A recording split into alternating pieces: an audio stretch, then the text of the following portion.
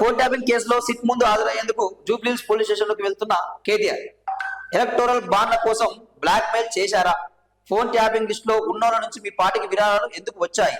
230కి పైగా ఫోన్ నెంబర్లు చూపి కేటీఆర్ పై సిట్ ప్రశ్నల వర్షం.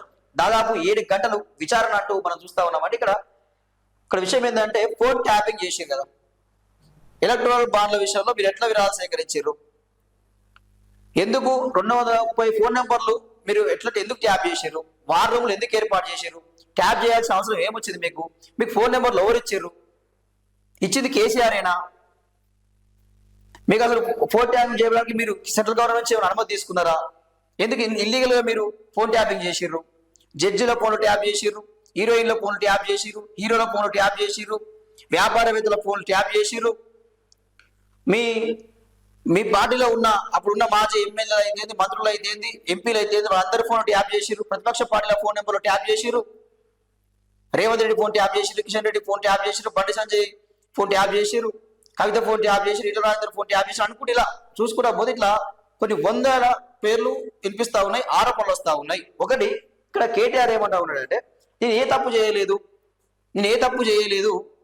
నేను ఏ అవినీతికి పాల్పడలేదు, ఏ అక్రమాలకు నేను పాల్పడలేదు అని చెప్తా ఉన్నాను కదా.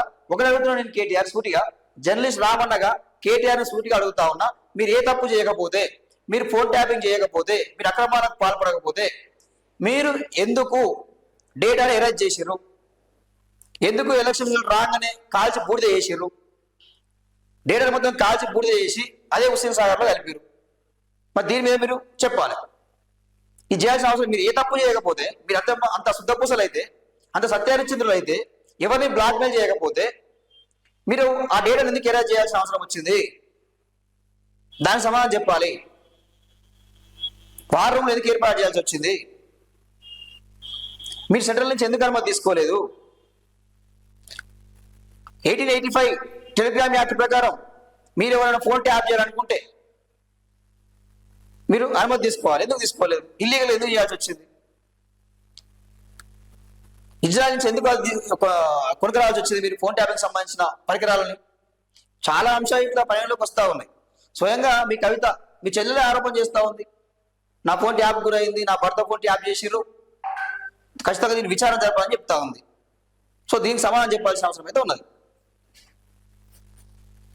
గుర్తు తెలియని వ్యక్తుల నుంచి బాండ్లు సేకరించడం పైన ఆరా. సంధ్యా శ్రీధర్రావును బ్లాక్ మెయిల్ చేసినట్టు ఆధారాలు చూపిన సిట్. తమకు తెలియదని కేటీఆర్ చెప్పడంతో రాధాకిషన్ రావును పిలిపించి వివరాల సేకరణ.